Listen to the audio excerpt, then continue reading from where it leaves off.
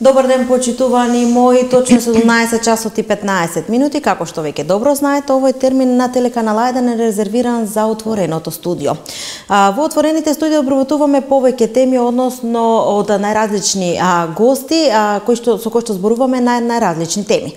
Со госпоѓа Рената Галаска Василев, кој што и денес е мој денешен гост во отвореното студио, сме зборувале на повеќе теми, како наша денешна тема избравме здравата храна во зима за подобар имунитет. Бидејќи во зимата знае да се намали имунитетот кај скоро сите граѓани, посебно кај малите деца и кај повозрастните. Затоа токму денес ќе зборуваме на оваа тема и ќе додадеме уште неколку теми кои што се карактеристични за овој период од годината. Затоа велам добар ден и добро дојдовте уште еднаш во отвореното студио. Добар ден, драги гледачи. Мило ми е што поновно сам гостин во студио на А1 и мислам дека наши разговори ќе бидат корисни за сите вас.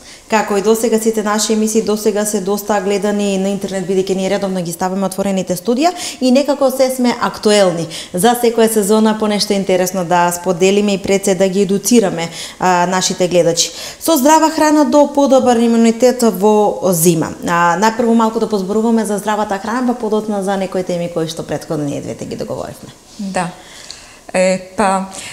Мислим, ако сакаме да разговараме за здрава храна, за здраво исхранување од аспект на зимски период, треба пред се да знаеме дека самата природа го престројува нашиот метаболизам, дека веќе во зимскиот период, поради намалување на температури, нашиот организам сам по природен пат се подготвува за таа средина, за тоа збивање природно и едноставно метаболизмот го забавува, штеде енергија и со тенденција на стварање на масно ткиво.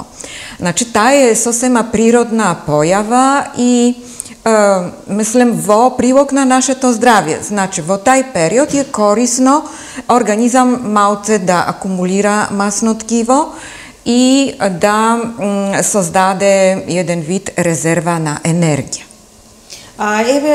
Кои се намирници се добри ние да ги конзумираме во текот на зима од страна на овошје, зеленчук, бидејќи во овој период од годината нели порано не беше карактеристично да имаме краставици и домати, а сега ги имаме. Кои се подобри да ги конзумираме во овој период од годината за да имаме подобар имунитет и подобро да се чувствуваме пред се? Да. Така, значи, треба ипак да постапуваме во согласност со закони на природа. Значи, наши зимници кои со толку енергија, со толку и финансиски, нели, напрегнување може да се рече, и физички наше трошење на време работа, не се многу од корис во зимскиот период, затоа што во зимскиот период има друг вид на зеленчуци кои треба да ги преферираме и тие ќе ни негуват вистински нашето здравје. Значи, тука се пред се коренасти зеленчуци, морков, целер, цвекло, од овошје, кива, цитрусното овошје, пред се лимон, цитрон, калинка од нашето поднебје. Значи, има други врсти на зеленчуци и овошје кои треба во тај период да ги преферираме и да бидеме во склоп на енергетските збивања уопште во нашата еколошка средина. Јапонското јаболко е некако се уште новитет на еден начин во нашето општество, да речеме, бидејќи ретко кој од нас го конзумира, да, тој малку подоцна нели стасува за јадење. Меѓутоа вака да ги информираме гледачите и некако да ги усмериме да почнат да ја јадат јаболката јапонска доколку се уште не се конзумирале. Што таа содржина е добра за нашето тело? Да. Пред се, значи, јапонската јаболка ќе биде енергетски убаво избалансирана и таа намирница која одговара за тај зимски период, бидејќи самата природа го створила во тај период. Значи, она дозрева баш под влијање на ниски температури и, например, ако сакаме нешто да убрзиме дозревање на јапонска јаболка, може да го ставиме во комора za jedan period, например за 12 часа или може и чак и по-кратко. И тогаш после од кога ќе го извадиме, она веќе ќе биде омекната и ќе биде попријатна за консумација. Освен тоа, треба да знаеме еден многу друг практичен начин за примена на јапанска јабука. Многу добро се уклопува во шејкови. Значи, кога правиме разни шејкови, смуди, тогаш она миксирана со други врсти на овошја и зеленчуци, многу фино се балансира, дава убава консистенција и загубува се та малку непријатна, како да кажам, горчина. А сите состојки се тука, значи пред се изобилува со калиум, што е многу благотворен за цела наша физиологија, значи за кардиоваскуларен систем, за стопанисување на организам со вода, што е многу битно. Дали во летно време, дали во зимско време, значи водата е клучен состојак на нашите клетки и треба наш организам убаво да балансира, да стопанисува со содржина на вода во организмот. Бидејќи дехидрирани клетки престануваат правилно да функционираат и на тај начин може само ради тоа да се стекнеме со некои здравствени тегоби. Со некаков дисбаланс во нашиот организам. Сега традиционално поголемиот дел од нашите гледачи, верувам и така некако традицијата наметнала или пак така останале навиките, посебно низ руралните средини, селските средини се случува барем во едно семејство да од живината, односно од оние кои што го има дома, дали прасиња или пак телиња, знаат да го заколот и да го некако подготват како залиха за текот на целата зима, односно 3 до 4 месеци. Се готват познати во Струмица џибиринки, па нели се прават пресно месо се подготвува овде со свинска мас, која што исто така се подготвува при колењето на животното. Колку е тоа здраво, односно колку да се конзумира, колку да не се конзумира, бидејќи знаеме да претераме на еден начин со конзумацијата на свинско месо, па и на друг вид на месо во текот на зимата, бидејќи некако така отстанало од минатото, во зима повеќе да се јаде месо. Колку е тоа точно? Еве, вие сте нутриционист со години, со големо искуство, па да ги запознаеме гледачите и секако дека и тој предизвикува и висок крвен притисок, кој што никако не е пожелен, посебно за повозрастните. Да. Токму баш и за тоа прашање планирав да разговарам, значи поставено е баш правилно, мислам, од многу стратешко значење за исхрана во зимски период. Затоа што од една страна, кога нашиот организам намалува метаболизмот, значи брзина на метаболизмот, штеди енергија, значи ние со тај забавен метаболизам, уште ако претовариме организам со многу маснотии и со многу тешко сварливи храни, тогаш на крај на зима, значи ќе бидеме многу здебелеени, може чак и да имаме веќе некои, бидејќи зима е доста долга, може да се здобиеме и со некои сериозни недостатоци на здравје, ако продолжиме така. Значи, треба да имаме на ум дека самата природа се грижи за нашето здравје, штеди енергија, го забавува метаболизмот и ние не треба баш во тај период уште повеќе да се натовараме со тешко сварливи храни. Значи, генерално свинско е најнездрава врста на меса од сите видови на меса кои јас би препорачила. За некои случаеви, например, може да се препорачи ако е од домашно производство, во умерени количини, бидејќи во мали количини свинска маса е полезна, посебно во зимски период. Она врши некои улоги за имунитет на организам.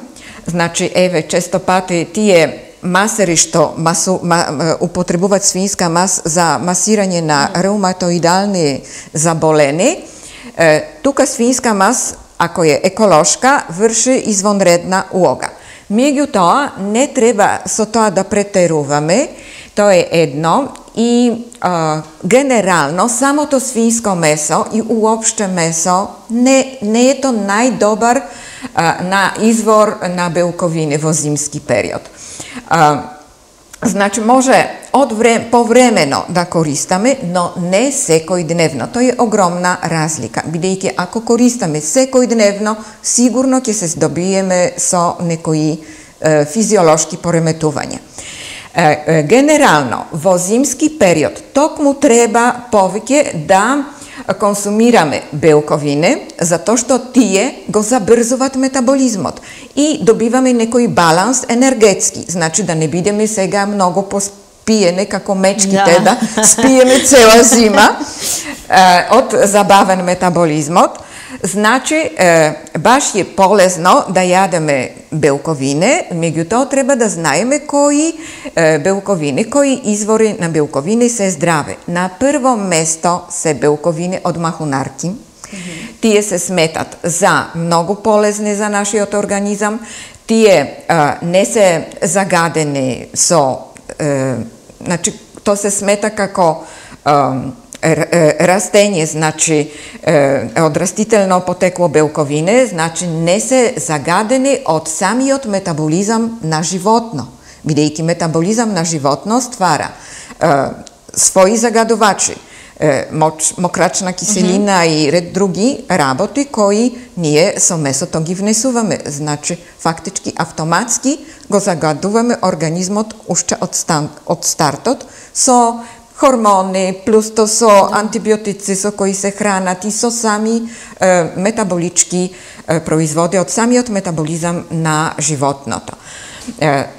Значи, на прво место гравче, грашак, леќа, тие се многу добри извори на белковини и ако ги користаме во комбинација со зеленчуци или со оризот, тоа ќе биде ептен добра комбинација. Зашто? Често пати тие што навиват за да се јаде месо, кажуваат како аргумент, махунарки немат ги сите есенцијални аминокиселини. Тука има значи, половична, може да се каже 50% се управо, тие што навистина махунарки немат ги сите есенцијални аминокиселини. Но на тоа има решение. Ако ги јадаме во комбинација со салати, или во комбинација кога вариме граф, например, може да ставиме морков, селер, и кога се варе морков, и го стават, значи автоматски во комбинација со зеленчуци ги надокнадуваме тие есенцијални аминокиселини кои недостасуваат во самите махунарки и таков оброк е потпуно здрав, добро избалансиран и корисен за нашето здраве. А и пун со белковини и се она кој што има потреба на нашиот организам. Да, значи тогаш се комплетни сите аминокиселини и организм може од нив да направи своји белковини, бидејќи ги има на располагање сите аминокиселини. Јас би сакала на гледачите да им некако да објасниме. Рековте дека свинската маса е корисна, меѓутоа делумно, односно нели во мал процент. Тоа може ли неделно да им представиме како би изгледало? Има некои од нив кои што секојдневно го користат во пржење, во готвење, во нивните специјалитети, па дури се прават со нив и сладки баници. Колку неделно и колку во грами или пак вака да им укажеме, некако да им покажеме колку правилно треба да се користи, а дека не треба секојдневно на крај да излезе дека половина кило маса се изеле за една недела. Да. Значи, секој пат кога правиме нешто за баница се употребуваат или за некои јадења, мислам, то според рецептот е ипак та оптимална количина која нема да нанесе некоја штета. И ипак е по-добро отколку рафинисани масти, бидејќи тие заситени масти не оксидират, Така да во тај случај ако тука се употребува ипак умерено, има се рецепти, не може цел оброк да се состои само од маста. Значи, тука се во ред. Мислам дека е по-добро отколку рафинисани масти. Тие оксидират, тие стварат свободни радикали во нашиот организам и тие стварат деструктивни процеси, започнуваат во нашиот организам. Значи, тие се најштетни врсти на масти кои може да употребуваме, посебно ако се работа за кога треба нешто да пржиме. Тоа е најлошата варијанта рафинисани масти и покрај тоа што они стават накнадно некои додатоци кои наводно стабилизират, меѓутоа јас не верувам во хемијски стабилизатори, а да немат штетни последици по нашето здраве.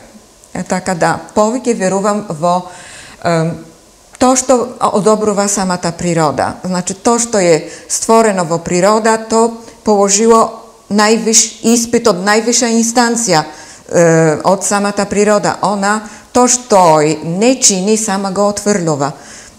Значи, мислам, масти кои ствара индустрија не може да се рамнат со масти кои ствара природа. А што е со дечињата? Што е најдобро нив да им се дава за подобар имунитет? Некако посебно сите оние кои што одат на градинка. Секојдневно се таму со деца кои што сега ствараат имунитет, некои кои што имаат веќе делумно створено, меѓутоа редовно и најмногу дечињата од градинката, бидејќи нели повеќе дечиња на едно место во затворена просторија, знаат да настигнат па вирусни инфекции, па бактеријни инфекции. Како еве ние родителите да ги повеќе заштитиме, која храна да им ја даваме и подготвуваме за да имаат подобар имунитет? Нели пред да се употребуваат оние сите имуностимулатори кои што ги даваат лекарите? Да.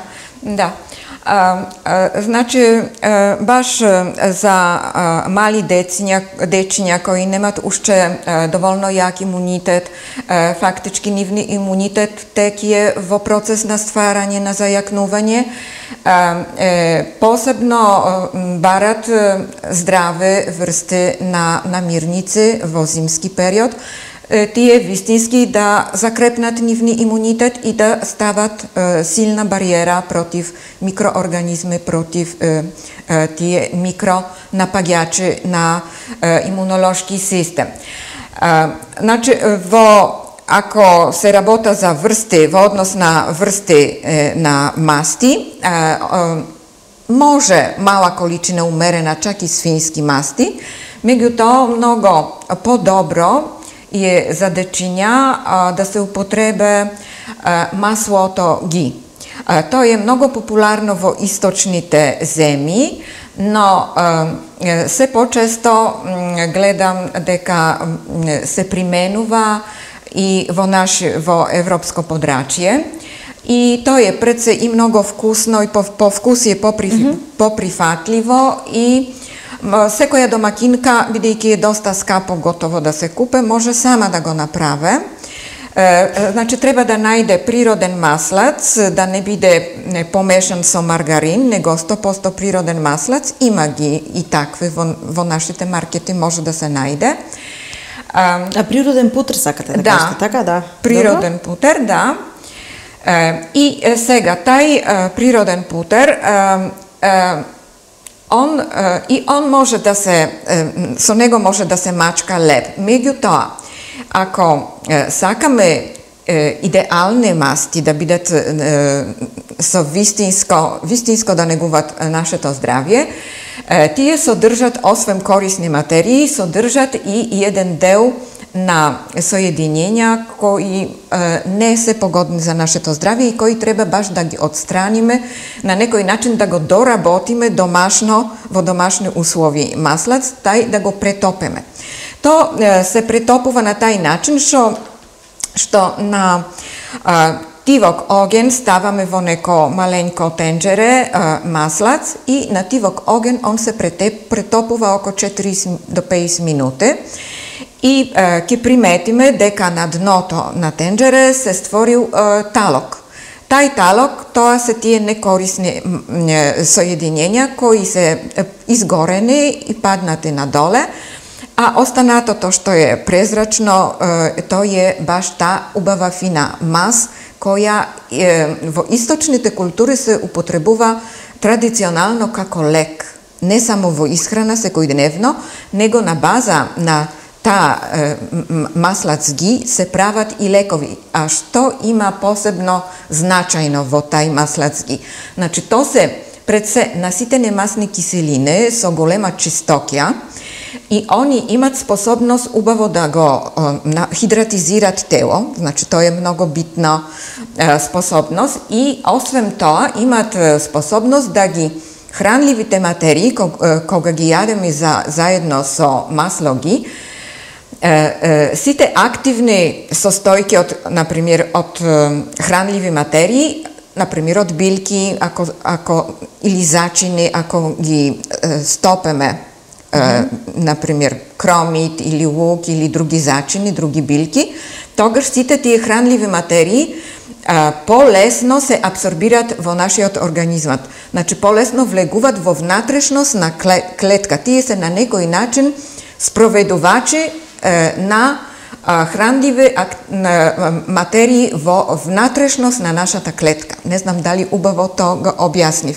Значи, подпомагат хранливите материи со лековито действие да влегуваат во внатрешност на нашата клетка.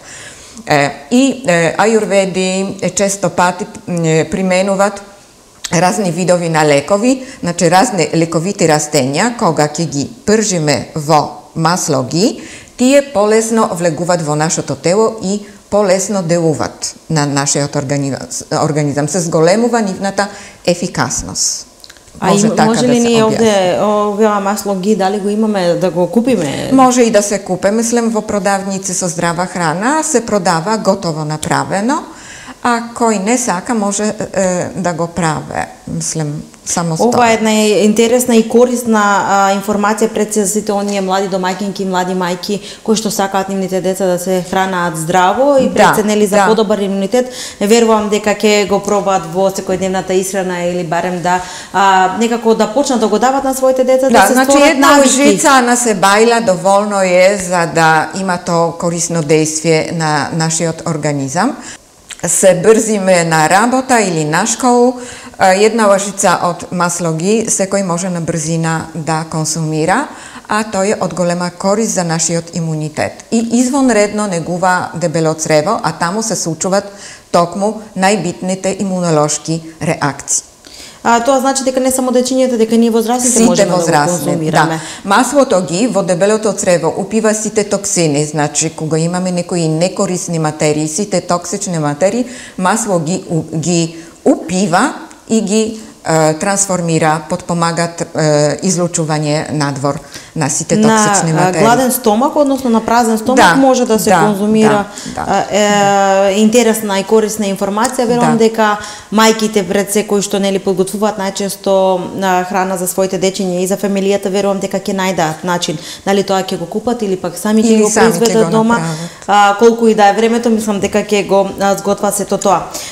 Ние во овој период од годината, нели во текст сме со божикните пости, 40 дена или цели 6 недели, каде што еве нели сите оние кои што сака да постат знаат тоа како се прави, се отстранува нели животинско потекло продуктите, дозволено е риба, кажете ни еве и нели масло за готвење, кажете ни колку тој е здрав за нашето тело. Ајде малку на оваа тема да позборуваме или пак што да додадеме за да можеме да го издржиме. Сепак и нашето тело таа енергија која што го примила досега нели од сето на храна која што сме ја конзумирале без некаква забрана или пак на еден начин одстранување или ние самите одлучуваме да не ја јадеме, како да го издржиме и дали тој пост е здрав за нашиот организам?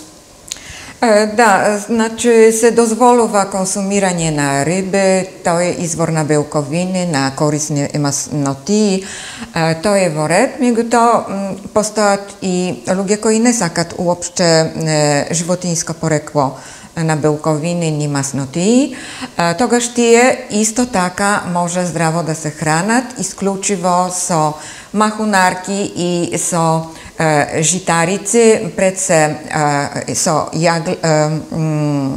просо и со оризови кашички. од житарици, додека други видови на житарици се потешко сварливи и не се препорачуваат за постови, а посебно пшеница се повеќе и повеќе се исфрлува од нашето мени. Мислам за секојдневно, а не па само за пост. Дали исто така еве тие треба да додадат, да речеме, повеќе овоше и зеленчук во исхраната за овие 40 дена? Значи поновно потенцирам, зеленчук е намирница која на вистина зна да ни даде вистинска енергија. Тука се коренастите пред се треба да се преферират и може уште треба да укажем на една друга многу важна работа, на ферментисани, природно ферментисани зеленчуци. Тука најмногу пожелна е кисела зелка, природно ферментисана, и цвекло, ферментисано цвекло. Тие две намирници, верувајте дека ако ги користиме редовно и секојдневно, може не само да пребродиме период на постење и зимски опасен период од вирусни заболувања, него буквално да закрепнеме нашето здравје и кога имавме некои проблеми, да станеме многу поздраве, а дори да се решиме од некои здравствени проблеми. Зашто тоа е така? Затоа што кога се врши таа ферментација на дали зелка или некој друг вид на зеленчук, тогаш се уклучуваат тие полезни за нашето здравје микроорганизми кои на вистински начин го негуваат нашето дебело црево. А тајна на здравје е во дебелото црево. Ако имаме здраво и правилно дебелото црево, физиолошки, кој правилно функционира со непореметена бактериолошка флора, тогаш све друго ќе функционира. Значи, во процес на ферментација на тие целулоидни влакна од тие зеленчуци се стварат толку многу витамини, толку многу минерали и толку многу енергија се освободува во процес на таа ферментација, што ние не сме свесни дека таа енергија добиена од таа ферментација буквално не може да се рамне со енергија добиена од нашата храна. Значи, ако одлучиме да се хранеме само со ферментисани зеленчуци и може во комбинација со варени јајца или парче, например, од некој друг вид белковини, дали риба, дали месо од пујка или пилешко, тогаш ќе се храниме во зимски период најубаво како што можеме. Значи, тоа е најубава варијанта за исхрана во зимскиот период. Додека, што уште сакам да укажам? Обично тај зимски период на некој начин натерува да консумираме повеќе јагленохидрати, што е огромна грешка, затоа што посебно пшенични јагленохидрати, затоа што ако редовно ги консумираме, а зимски период е тај што осеќаме као недостаток на енергија и прво што ќе помислиме на лепче, на пита, на ово. Значи, сакам да укажем, во современ глутен на хибридна пшеница се содржат 3 многу токсични за наш организам состојки кои може да не доведат до покачување на шеќер, покачување на притисок, срцеви заболувања и цел ред на кардиоваскуларни заболувања, така да не правиме тие грешки, да не дозволиме да влеземе во мамки на пшеничен глутен. Господја Рената, јас и како сите ваши досега гостувања во нашите емисии, верувам дека бевме и повеќе од корисни за нашите гледачи, пред се едукативни. Верувам дека пред се мајките ќе обрнат внимание на ова джимасло кое што ги зборувавме во ова отворено студио и дека и не само мајките, дека и повеќето од гледачите кои се грижат за своето здравје, кои што сакаат да се хранат здраво, дека ќе го применат во нивната исхрана и дека ќе бидат со подобар имунитет во оваа зима. Па да, јас се надевам дека барам деломично ќе бидат применети тие препораки.